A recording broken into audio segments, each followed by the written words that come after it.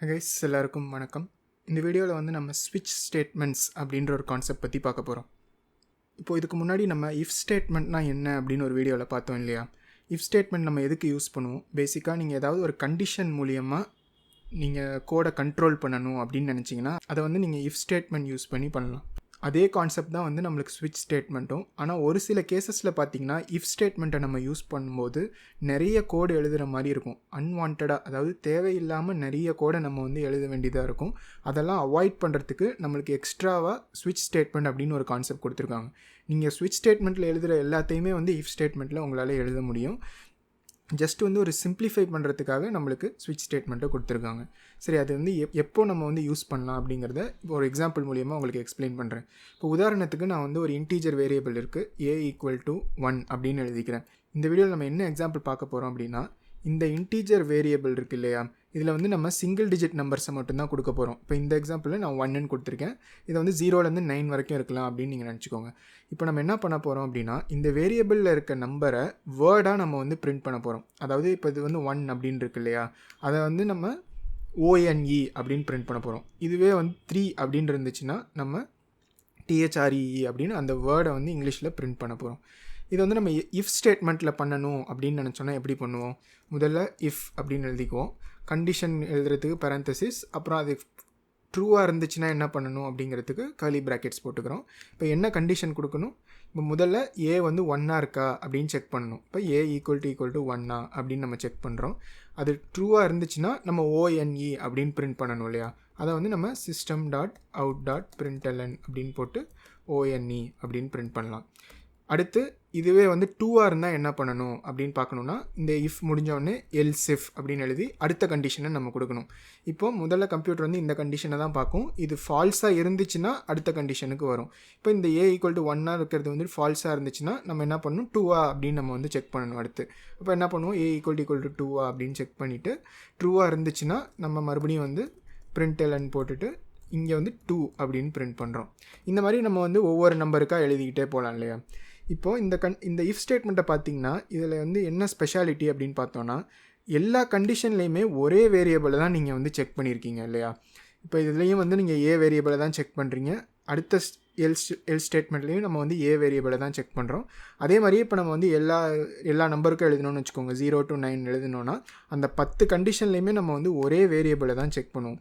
இந்த ஸ்பெஷல் கண்டிஷனுக்கு தான் நம்மளுக்கு வந்து ஸ்விட்ச் ஸ்டேட்மெண்ட் கொடுத்துருக்காங்க. அதாவது நீங்கள் ஒரே வேரியபிளை தான் வந்து எல்லா கண்டிஷன்லேயும் யூஸ் பண்ண போகிறீங்க அப்படின்ற மாதிரி உங்களுக்கு வந்து ஒரு சிச்சுவேஷன் வந்துச்சு அப்படின்னா, அதை வந்து இஃப் எல்ஸாக எழுதுறதுக்கு பதிலாக நீங்கள் ஸ்விட்சாக எழுதுனீங்கன்னா கொஞ்சம் வந்து சிம்பிளாக இருக்கும் கோடு. நீங்கள் நிறைய வாட்டி வந்து எல்ஸ் இஃப்லாம் எழுதுறதுக்கு பதிலாக ஜஸ்ட் வந்து கோடு சின்னதாக இருக்கும் உங்களுக்கு. அதுக்கு தான் வந்து நம்மளுக்கு ஸ்விட்ச் ஸ்டேட்மெண்ட் கொடுத்துருக்காங்க. சரி, இப்போ இந்த எல்ஸ் இஃப் எழுதியிருக்கோம் இல்லையா, இதை வந்து நம்ம எப்படி ஸ்விட்சாக மாற்றி எழுதுறது அப்படிங்கிறத பார்க்கலாம்.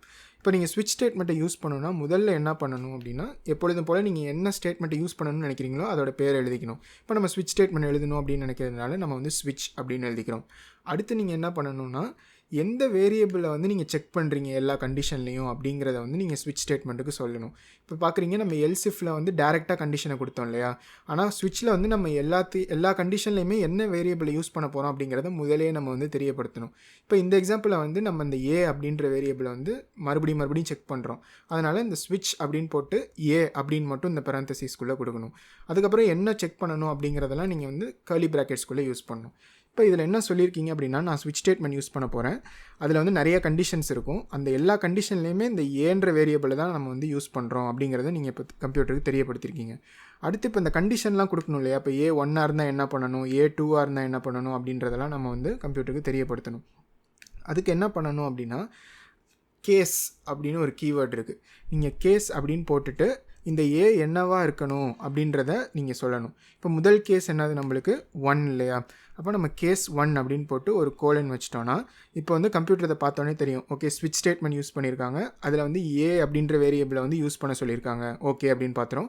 அதுக்கு உள்ளார நம்ம என்ன கேஸ் கொடுத்துருக்கோமோ, இப்போ இதில் ஒரே ஒரு கேஸ் தான் கொடுத்துருக்கோம், அந்த கேஸுக்கு என்ன நம்பர் கொடுத்துருக்கோம் அப்படின்றத பார்க்கும். இப்போ வந்து நம்ம 1ன்னு கொடுத்துருக்கோம் இல்லையா, அதனால் இப்போ இந்த ஏன்ற வேரியபிள் வந்து இந்த கேஸை வந்து மேட்ச் பண்ணுதா அப்படின்னு கம்ப்யூட்டர் வந்து செக் பண்ணும். இப்போ ஏ வந்து 1ஆக இருந்துச்சுன்னா என்ன பண்ணணும் அப்படிங்கிறத இந்த கோலனுக்கு அப்புறம் நம்ம கொடுக்குறோம். இப்போ நம்ம என்ன பண்ணணும்னு நினைக்கிறோன்னா, இந்த system.out.println1 அப்படின்னு இருக்கு இல்லையா, அதை காப்பி பண்ணி அப்படியே நான் இங்கே வந்து போட்டுக்கிறேன். இப்போ நீங்கள் அடுத்த கேஸ் கொடுக்கணும். அதாவது நீங்கள் வந்து இப்போ 1 மட்டும்தான் எழுதிருக்கீங்க. நம்ம இஃபெல்ஸில் பண்ணும்போது என்ன பண்ணோம், எல்ஸ் இஃப் அப்படின்னு போட்டு a = 2ன்னு எழுதணும் இல்லையா. அதுக்கு பதிலாக நம்ம என்ன பண்ணலாம்னா ஜஸ்ட் இன்னொரு கேஸ் மட்டும் க்ரியேட் பண்ணலாம். கேஸ் 2 அப்படின்னு நீங்கள் போட்டு ஒரு கோலன் வச்சுக்கலாம். இப்படி போட்டிங்கன்னா என்ன அர்த்தம்னா கேஸ் 1ஆக இருந்தால் இதை பண்ணு அப்படின்னு அர்த்தம். அதுவே கேஸ் 2ஆக இருந்துச்சுன்னா இதுக்கு கீழே இருக்கிறத பண்ணு அப்படின்னு அர்த்தம். இப்போ வந்து system.out.println அப்படின்னு போட்டு நம்ம 2 அப்படின்னு போட்டுக்கிறோம். ஓகே, இப்போ நம்ம வந்து என்ன பண்ணலான்னா இந்த இஃபெல்ஸில் வந்து நம்ம எக்ஸ்ட்ராவாக எல்ஸ் அப்படின்னு ஒரு ஸ்டேட்மெண்ட்டை கொடுக்கலாம் இல்லையா. அப்படின்னா இதுக்கு மேலே இருக்க எந்த கண்டிஷனுமே ட்ரூவாக இல்லைனா அந்த எல்ஸில் இருக்க ஸ்டேட்மெண்ட்டை பண்ண சொல்லலாம். இப்போ உதாரணத்துக்கு நான் என்ன கொடுக்குறேன்னா எல்ஸ் அப்படின்னு கொடுத்துட்டு system.out.println போட்டு அதர் நம்பர்ஸ் அப்படின்னு நான் பிரிண்ட் பண்ணுறேன். இப்போ என்ன ஆகும் அப்படின்னா நம்ம ஏவை வந்து 1ஆவோ 2ஆவோ கொடுக்கல அப்படின்னா நம்மளுக்கு வந்து இந்த எல் ஸ்டேட்மெண்ட் நடக்கும். ஏன்னா ஏ 1ஆக இருந்தால் இந்த ஸ்டேட்மெண்ட் கொடுத்துருக்கோம், ஏ 2ஆக இருந்தால் இந்த ஸ்டேட்மெண்ட் கொடுத்துருக்கோம். ஆனால் அது ரெண்டுமே இல்லைனா அப்படின்றத வந்து நம்ம இந்த எல் ஸ்டேட்மெண்ட்டில் எழுதியிருக்கோம் இல்லையா.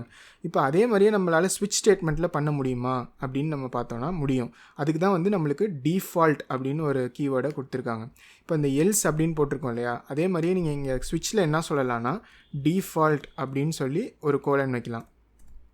இப்போ டிஃபால்ட் ஸ்டேட்மெண்ட் என்ன பண்ணுன்னா இதுக்கு மேலே இருக்க கேஸ் எதுவுமே வந்து மேட்ச் ஆகலை அப்படின்னா இந்த டிஃபால்ட்டில் இருக்கிறத நீ பண்ணு அப்படின்றத நீங்கள் கம்ப்யூட்டர்கிட்ட சொல்லலாம். இந்த எக்ஸாம்பிளில் நம்ம என்ன பண்ணியிருக்கோம்னா இந்த system.out.println அதர் நம்பர்ஸ் அப்படின்னு பிரிண்ட் பண்ண சொல்லியிருக்கோம் இல்லையா. அதனால் அதையே வந்து நம்ம ஸ்விட்ச் ஸ்டேட்மெண்ட்லேயே எழுதிக்கிறோம்.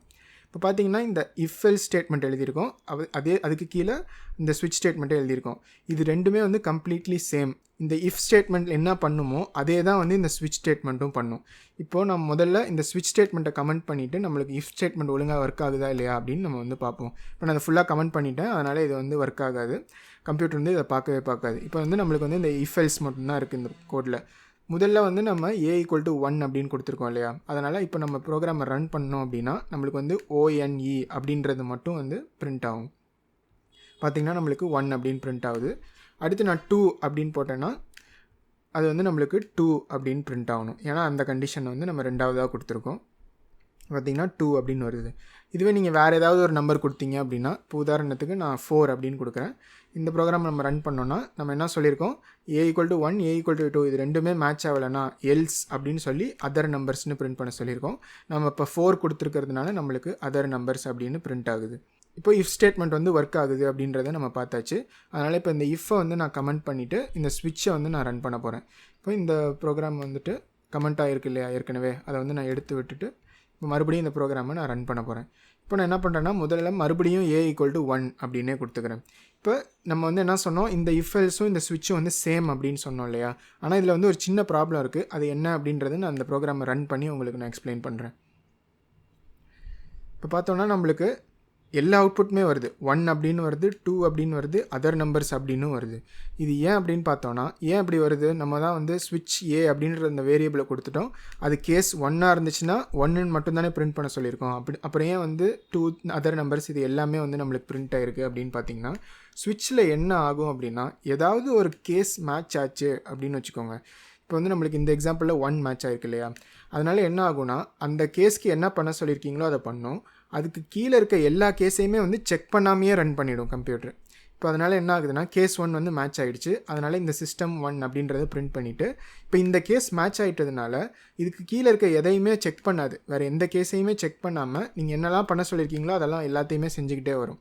இப்போ உதாரணத்துக்கு நான் வந்து இன்னொரு எக்ஸாம்பிள் கொடுக்குறேன். இப்போ 1க்கு பதிலாக நான் 2 அப்படின்னு கொடுத்தேன்னு வச்சுக்கோங்க. இப்போ என்ன ஆகும் அப்படின்னா நம்மளுக்கு வந்து கேஸ் 1 அப்படின்றது வந்து ஃபால்ஸாக இருக்கும் இல்லையா. ஏன்னா கேஸ் 1 வந்து மேட்ச் ஆகலை. அதனால் வந்து நம்மளுக்கு 1ன்னு பிரிண்ட் ஆகாது. ஆனால் கேஸ் 2 வந்து மேட்ச் ஆகிருக்கு. அதனால் நம்மளுக்கு 2 பிரிண்ட் ஆகும். அதுக்கு கீழே என்னெல்லாம் கொடுத்துருக்கீங்களோ அதெல்லாம் சேர்ந்தே பிரிண்ட் ஆகும். அதனால் இப்போ இந்த ப்ரோக்ராம் நான் ரன் பண்ணேன் அப்படின்னா இப்போ வந்து நம்மளுக்கு 1 வராது, ஆனால் நம்மளுக்கு 2ம் அதர் நம்பர்ஸும் வரும். இப்போ பார்த்தீங்கன்னா 2 அண்ட் அதர் நம்பர்ஸ் வந்திருக்கு. ஆனால் நம்மளுக்கு இப்படி வரக்கூடாது இல்லையா. நம்ம எந்த கேஸை மேட்ச் பண்ணி சொல்லியிருக்கோமோ அதுக்கு கீழே என்ன கொடுத்துருக்கோமோ அது மட்டும்தான் பிரிண்ட் ஆகும். அதை எப்படி பண்ணணும் அப்படின்னு பார்த்தீங்கன்னா நீங்கள் ஒவ்வொரு கேஸையும் முடித்ததுக்கப்புறம் பிரேக் அப்படின்னு நீங்கள் எழுதணும். இப்போ பிரேக் போட்டு ஒரு செமிகோலன் போட்டுக்கோங்க. அதே மாதிரியே இப்போ 2 முடிச்சதுக்கப்புறம் மறுபடியும் பிரேக் போட்டு ஒரு செமிகோலன் போட்டுக்கோங்க. நம்ம டிஃபால்ட்டுக்கு அப்புறம் அதை போட தேவையில்லை, ஏன்னா அதுக்கு கீழே எதுவுமே இல்லை இல்லையா. அதனால் நம்ம வந்து அங்கே பிரேக் ஸ்டேட்மெண்ட் போட தேவையில்லை. இப்போ இந்த எக்ஸாம்பிளை நான் மறுபடியும் ரன் பண்ணேன் அப்படின்னா 2ம் அதர் நம்பர்ஸும் வந்துச்சு இல்லையா நம்மளுக்கு போன எக்ஸாம்பிளில். இப்போ நம்ம பிரேக் போட்டுட்டதுனால என்ன ஆகும்னா நம்மளுக்கு 2 மட்டும்தான் பிரிண்ட் ஆகும். ஏன் அப்படின்னு பார்த்தோம்னா நம்மளுக்கு கேஸ் 2 மேட்ச் ஆகிருக்கு, அதனால் நம்மளுக்கு வந்து 2 அப்படின்னு பிரிண்ட் ஆகிருக்கு. நம்ம வந்து பிரேக் அப்படின்னு சொல்லிட்டதுனால அதுக்கு கீழே இருக்கிறதெல்லாம் பார்க்காம ஸ்விட்சை வந்து எண்ட் பண்ணி வெளியில் வந்துடும் கம்ப்யூட்டர். இப்படி தான் வந்து நம்ம ஜாவாவில் ஸ்விட்ச் ஸ்டேட்மெண்ட்ஸை எழுதுவோம். முதல்ல ஸ்விட்ச் அப்படின்னு எழுதிக்கணும். நீங்கள் வந்து எந்த வேரியபிளை செக் பண்ணணும், எல்லா கண்டிஷன்ஸ்லேயும் என்ன வேரியபிளை நீங்கள் யூஸ் பண்ணியிருக்கீங்க அப்படிங்கிறத வந்து முதல்லையே நீங்கள் ஸ்விட்சுக்கு தெரியப்படுத்தணும். அதனால் இந்த எக்ஸாம்பிளில் நம்ம ஏ வேரியபிளை கொடுத்துருக்கோம். அடுத்து ஒவ்வொரு கண்டிஷனையும் நீங்கள் வந்து கேஸ் அப்படின்னு போட்டு நீங்கள் எழுதணும். நம்ம இஃப்பில் என்ன எழுதுவோன்னா A equal to 1, A equal to 2 அந்த மாதிரி ஒவ்வொரு கண்டிஷனுக்கும் அந்த ஏ வேரியபிளை மறுபடியும் எழுதி ஈக்குவல் டு போட்டு எழுதுவோம் இல்லையா.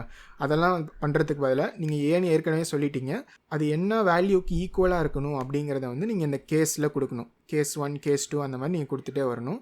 இஃப் எல்ஸில் வந்து கண்டிஷனே இல்லாமல் நம்ம கடைசியாக ஒரு எல்ஸ் எழுதுவோம். அதாவது அதுக்கு மேலே இருக்க எல்லா கண்டிஷனும் ஃபெயில் ஆகிடுச்சு அப்படின்னா நம்ம என்ன பண்ணணும் அப்படிங்கிறத எல்ஸில் எழுதுவோம்.